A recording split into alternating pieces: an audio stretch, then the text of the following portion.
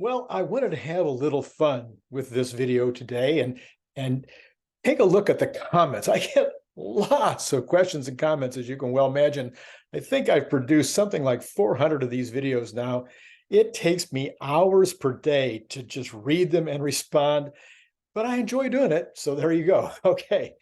Well, as the channel grows, I think there's a possibility that I won't always be able to hit all of the questions. Well, even now, I can't hit them all. I try to go for mostly the ones that are positive, or even the ones that are challenging, but intelligently challenging. And then I try to answer as many as I can. So I'm going to now, though I want to grab a bunch of them, I thought maybe you'd like to hear some general responses, some general questions that keep coming up over and over and over again. And then at the end, I'm going to give you a little bit of personal background that you might find interesting or you might not. So what I'd love to have you do on this particular video is ask me questions in the comments today that are questions that are on your mind about anything I ever talk about me personally, about my background, about Tesla, especially Optimus, but about my craziness, about my fanboy, whatever you want to ask about the books, about writing, I don't know, whatever questions that you might have, go ahead. This is the time. So hit those in the comments below, and I'll try to get to as many as I possibly can, and possibly they will be what I use for another program just like this. Okay, this is Randy Kirk. In case you hadn't figured that out, please hit like, hit subscribe, hit notify, and then, of course, Patreon.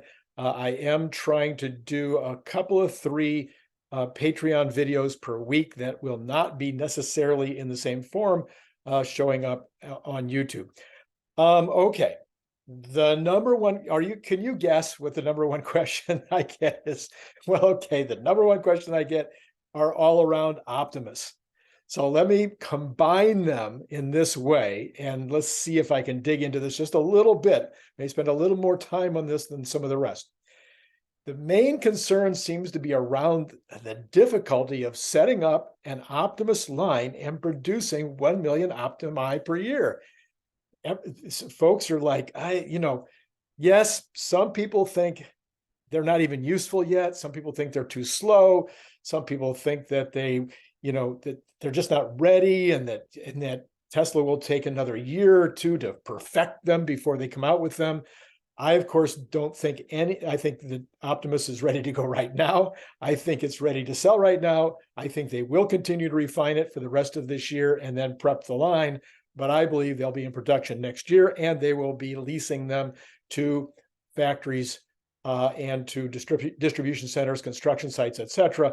They will be in very specific use cases, but every single one of them will have the training to do every single thing that any of the others have been trained to do. Okay, so the massive amount of knowledge about how to do tasks that these robots will have already have. My guess is they already know how to drive a nail. They already know how to screw a screw using a screwdriver or using a drill. They already know how to turn a wrench. There's a million things they already know how to do. And every single day, more and more tasks are being added. Anyway, I'm not going to go too deep into what the robots need to learn in order to be useful. What I want to talk about is setting up the line, because that's the question I get asked the most of all. I have created 3 separate plastics manufacturing factories, and all 3 were the same business, but we had to move. We moved from a smaller facility into a larger facility, and then we had to move from that facility into another facility. So 3 times I have set up factories in order to do this kind of work. I've also set up distributorships. I've owned a distributorship, and I've worked for a company that was an import-exporter that was also a distributor. And I've also helped some of my clients with regard to laying out factories and getting them set up. So it is not going to take much space, and it's not going to take a lot of time to set up this factory. I'm just telling you, I have the experience to tell you it's not going to take much time or space. I did an analysis. I might break it down and put it up on Patreon, because I don't think it'll be enough interest to do it on YouTube. to break it down. But my analysis would show that you could make 1 million robots of this type, 5'2" tall, about the size of a human. You can do this in about a 200,000 square foot facility. That is a tiny building compared to what Tesla is usually doing, or a tiny portion of Reno, the Sparks facility, or tiny portion of any one of their mega factories. They're not mega, I'm sorry, they're gigafactories. So no, 200,000 square feet, plenty of space. And what? Most of that is just for parts storage, and then the parts being brought to a line. Very small area required to actually assemble these. As Scott has said, he could assemble these in his garage, no problem. You can get these. Maybe they will in fact be sent out unassembled. They'll assemble the arms completely. They will assemble the legs completely. They'll assemble the torso completely. They'll assemble the head completely. And then they'll put those in a box like that. When they get to the other end, they'll take the body out. They'll put one arm on, that arm will put the other arm on, and put the legs on, put the head on. I'm not sure how it exactly will work, but all I can tell you is it doesn't take a lot of room. Try to visualize it if you can. Maybe you've never worked in a factory. Most of you probably have never built or designed a factory, but try to just imagine. We're not talking about a car here. It is not going to take that much space. Anyway, also, on the creation of the tools and the dies, we're seriously 6 months. I'm pretty sure they're already making some of them. Some of the motors, some of the parts, some of the plastic parts. These are already the tools are already being made because they're 100% sure, 99% sure that this is exactly the form that's going to take. And if it's slightly off, you can always modify those tools, or they're not that expensive. You can build them again.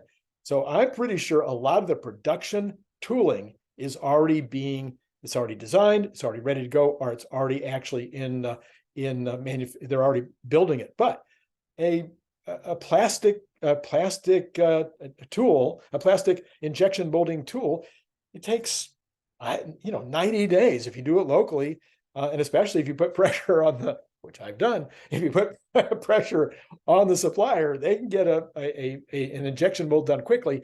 And an injection mold takes longer than a lot of kinds of molds because there is steps that you have to take. You can't do this until you've done that. So not 6 to 9 months, 6 months. I'm saying 6 months maximum. There isn't a single thing in that robot that the tooling can't be designed within 6 months. Once you've got the only other aspect, you got the tooling, the only other thing is setting up the actual line and then creating the assembly mechanisms you're going to use, the automation or whatever. Again, you're not talking about years. You're talking about a lot of it's off the shelf, and what's not off the shelf, they might build it themselves. They have plenty of talent to do that. So anyway, remember, this is the company that does things fast. They will do it and they'll iterate and they'll do it and they'll iterate and they will get this done quickly. They have a big incentive to get it done quickly, to lower the costs at Tesla by putting these robots on their own line. And they have a big incentive because that 200,000 square foot facility can pump out something that could generate, if they make 1 million a year, can generate $50 billion in profits the first year that they have 1 million of these out there. So it's mind-bogglingly huge. So I think they've got all hands on deck and they're doing this as fast as they can. Moreover, the fact that they have now hired somebody to set up that line, it is absolute proof that they intend to do this soon. They're not looking at 18 months. I'm sorry, they're looking at 9 to 12. Okay, so after that, hyperbolic statement, somebody says that I said somebody else had used hyperbole, and they were like remarking, "Oh my gosh, Randy, you used hyperbole," or you said somebody else was saying something hyperbolic. What about you? Anyway, so that raises the next question. Randy, aren't you just a Tesla fanboy? I do not easily become fans of people. I was a big fan of Barbra Streisand, Johnny Mathis. I can go through some of the stars over the years I've been a fan of. Stan Musial, for sure. I'm a boy of the 50s. Nolan Ryan. I have never, ever, ever, ever been a fan on the level that I am of Elon Musk. Yes, I'm a fan right now of Tony Seba. I'm a fan of Kathy Wood for sure, but Elon Musk, no, we're talking about a whole nother level. The guy is just remarkable. And part of my fandom probably has to do with the fact that I feel like a little miniature Elon. Okay. I'm a futurist, not on his level. I'm able to think about things out there in the future and kind of plan towards them, which is not many people do that. And Elon does it on a level I can't even imagine. And so I'm a manufacturer. So yeah, I have some affinity with him as being a manufacturer. I have inventions. I've invented things. No engineering degree, just like Elon, but I have inventions. I have patents. I've invented many, many products and packages and designs. So I feel like a little Elon. It's like, so yeah, I'm a fanboy. I'm a really, really big fanboy. But when I do these analyses, I try to, yes, I can be accused of very rarely looking at the negatives because I'm a real super optimist. And Elon is also, and he can be accused of sometimes not seeing the negatives too. Another place where I have some affinity. I wrote the book, The Elon Musk Method, because I have that affinity. I could see the 16 things that he was doing that I could use in my own businesses over the years that he does at a level that is so far above the average business owner out there, so far above my capabilities that it was worth talking about, but also saying, if you apply these principles that he uses, like first principles, it will help your business. So yes, I'm a Tesla fanboy. There's no doubt about it, but I do try to at least look at what he has said, what his corporate leaders have said, and use those as the way that I come to my conclusions, not just, oh my gosh, let's go. Although that is my personality. Okay. So based on that, Randy, why don't you keep a record of your predictions? Then we can see how you do. If you have a certain percentage success, then we can judge you for the future. I got two answers to that. One is I appoint you to do it. Okay. Somebody out there, send me an email, send me a text. My email is available everywhere. My text isn't. Well, yeah, my phone number's everywhere too. It's pretty easy to find me. You can direct message me. You can put it in the comments below. If you want to become the record keeper for this channel, I appoint you to do so. I do not have time to do that. Not in a million years. I'm already over my head in terms of my hours that I work every single day. So the other side of it is, though, I'll tell you what. I'll just say these two. I was the first person in the Tesla community to talk about what was going to happen with energy storage, with the mega packs.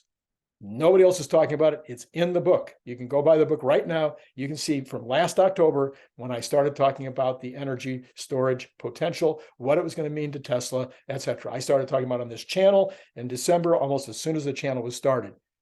I was way ahead of anybody else. Okay, so there's one prediction for you. Number two prediction, I was way ahead of anybody else talking about how quickly these robots could come into use, how they could be usable, not just Boston Dynamics doing backflips, but actually used in a factory. Now, part of that's because I'm a factory owner, but part of that is because I have a little bit of this futurism in me, and I am an optimist. And so I started talking about this happening very quickly, and I think you're going to find out that this is true.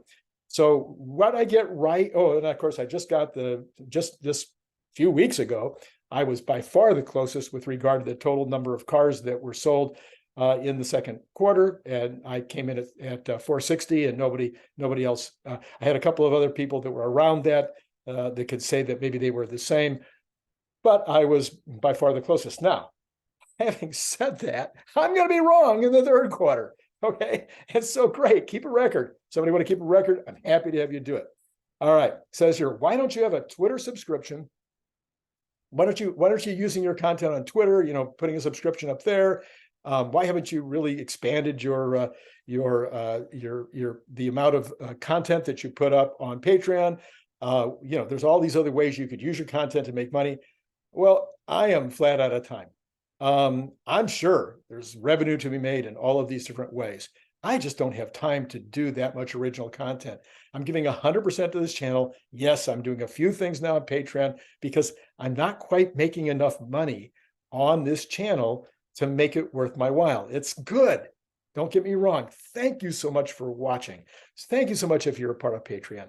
Thank you so much for being, part of this channel, and all the beautiful comments, the lovely things that you say to me, and even the challenging things that you say. I take them at face value and really try to think them through. However, it is just, I am up to my eyeballs. There's no more time. I think within another few months, if you start seeing that my numbers are more like 20,000 average or 15,000 average every time I put up a video, you'll know that I'm making enough money to make it worth my while. 7 to 10,000, we're getting there. We might be halfway there at 7 to 10. 15 to 20,000, we're there. All right. Can you make your videos less fuzzy? Can you increase the loudness of your voice? Can you help your guests to not be as scratchy? It's driving me crazy. Can you spend less time on your openings? Can you not talk so much about Patreon? Can you not, I don't appreciate that you're always asking me to like. I don't, on and on and on. Oh, I hate your new background. I hate your old background. So yeah, listen, I appreciate that you care enough to say. All right. I really care that you appreciate enough to say. And I am constantly working to improve this channel. But let me tell you that I've spent thousands of dollars on training to do this video. I continue to spend money. I just did a few days ago. I asked a pro to take a look at my channel and see what are the ways that I might improve the channel.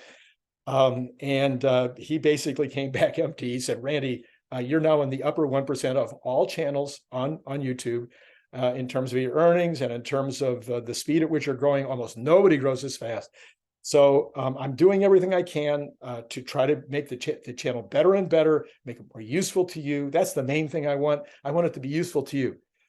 I care about the looks of the channel. I care about the fact that I'm fuzzy. We have worked on this. It has to do with a combination of Google, of YouTube, and the way that I do this on Zoom, and the camera that I'm using and everything else. But unless I decide to just go into a full studio, which I'm not going to do, by the way, this is what you're going to get, although I will continue to improve it. All right. But thanks. If you feel like it's worth saying, by all means, say, Randy, I think this would make your channel better. I want to hear about it. Okay. So, YouTubing about Elon and Tesla. So this is just a continuation of that comment. This is the most fun thing I've ever done. I've owned factories. I have employed hundreds. Well, 100, not hundreds. Over time, I've employed thousands, but I had over 100 employees in my one business. I've had dozens and tens, in other businesses I've owned. I've been a consultant now for the last 16 years. I've consulted with over 400 companies. I've done thousands and thousands and thousands of videos for myself and for other companies. I have had a blast my whole life. I've written all these books. I've had a blast at pretty much everything I've ever done. Nothing is as much fun as putting these videos together. So anyway, so even though it's not quite making me the kind of money I'd like it to make, it's still a huge amount of fun. Here's one. Wasn't that last video, your thumbnail or your headline, wasn't that clickbait? Okay, it all depends on your definition of clickbait. I believe that in order for it to be clickbait, you have to it has to be something that you said in that headline or in that thumbnail that you don't respond to or answer in the video itself. Now, I can be over the top on the thumbnail. Certainly all of the other YouTubers are more over the top than I am. I have a hard time. I want to be more over the top. I think if there's one way I can improve my thumbnails is to be more emotive and more over the top, because some of the people that are doing, the amount of video, the amount of views that I would like to be getting and have the number of subscribers I'd like to have, they're doing over the top statements every single day that may or may not be clickbait, but I don't think they are, as long as the content is covered honestly and it's not a bait and switch. Okay, that's how I think about clickbait. So I assiduously avoid it. Just letting you know. Your estimates and predictions are off the charts crazy. Well, time will tell. I told you about some of the things I've gotten right. I own my optimism as a badge. I'm telling you, optimism. There's so many studies on the subject that optimists live longer, live better. So I'm not going to change and besides, it's in my DNA. But I do, again, here's my method. I listen to what Elon says. I listen to what Zach says. I listen to what other leadership says. And then I listen to the really smart guys like Joe Justice and others, what they say. I may have them on my channel. Many times I do. I have people on my channel, the experts. I listen to what they say. I go into my own history as a manufacturer, as a business owner, as a stockholder since I've been 18 years old. I've been playing the stock market. I take all of that knowledge, all of that, what I learned in law school. I went to UCLA Law, so I have a very big background in terms of my legal education. So when I'm saying stuff on here, I'm taking the information that's coming into me on a day-to-day basis from Elon and Tesla. I'm combining that with experts, and then I'm using my own knowledge and expertise and doing my best to project what I think is going to happen. I am going to be wrong a lot. I'm always going to be wrong a lot. And so are you. And so is everybody else, including Elon. Okay, let's go on. FSD is years off. Well, but as you can imagine, in order to get it right, you need Dojo. This is what somebody said. In order to get it right, you need Dojo, and I'm not even sure that'll be enough. One good pandemic and all your numbers go out the window. Okay, FSD right now, this is my opinion, and I am not an expert in this area. I'm using expert input. I listen to everything that's been said on the subject that I can possibly find, especially Dr. Know-It-All, who was one of our authors in the book, The Elon Musk Mission. I listened to him carefully. I listened to others on the subject. My understanding is we are now to the point with full self-driving where it is really all about data and compute. We've got the data coming in massive amounts, and now the compute is being like this. Dojo is like this in terms of the amount of compute that they're going to be putting on. So I don't think there's anything else that's needed besides data and compute at this point. I could be wrong. I'm not an expert, but from all the expert witness that I've heard, that's all that's needed. This is a great one. I should have put this up earlier. Tesla has massive research and development costs for cars, chips, bots, batteries, Dojo, etc. How is all that financed? He says, Amazon comes to mind. I should have put his name down. I forgot to do that. I remember seeing Amazon PE at 1,230 times. Oh, so the stock is way too expensive at 1,230, right? That's kind of what he's saying here. But maybe the PE then was so big because all of their earnings were invested in continuous improvement, making the net earnings close to zero. He says, I suspect that Tesla has a similar condition. So in reality, the PE is to be interpreted with a grain of salt. That is so correct. I wish I had said it myself because you said it so well. Tesla is not about who they are. When you buy Tesla stock, you're not buying the stock based on who they are today. Any company you buy, I have bought and sold companies. I've helped my clients to buy and sell companies. There's a methodology that you use for coming up with the value of a company. Now, when you're buying a small business, it's a lot different than when you're buying stock for the sixth largest capital cap stock in the world. But the concept is still the same. What is the future income that can be received from that company? And then based on that future income and the interest you want to make, you back it down to present value. That's the main way that you evaluate any company. So in this particular case, if you are taking the money and you're spending it now, you're giving it out in dividends, you're paying your employees tons and tons of money, giving them benefits better than anybody else can get. You're not pricing your product to maximize the income from pricing the product the right way. You're not paying any attention to costs, and so your costs are running away. If you're wasting money, if you're not putting it into the future of the company, then the value, the PE is going to come way, way, way, way down. But if you're putting it all into R&D and into building factories and building more capacity, then of course that is going to dramatically impact the PE of a company. In Tesla's case, they have the highest return on invested capital of maybe any company in history. It's pretty clear that they have the highest ROIC of any company that's currently operating, but pretty likely that they have the highest ROIC of any company in history. You'll notice that they build these factories for a couple, $3 billion.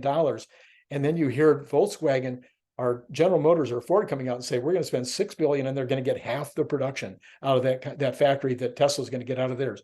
You see this over and over and over again. You look at this dojo and what they're doing in terms of building dojo, and the amount that they're spending on it is minuscule.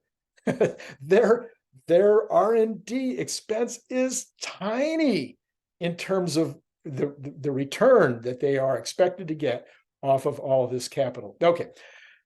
I promised you that at the end, I'd give you just a little backstory. So to begin with, I started off life, as a small child. That is absolutely true. You can check that.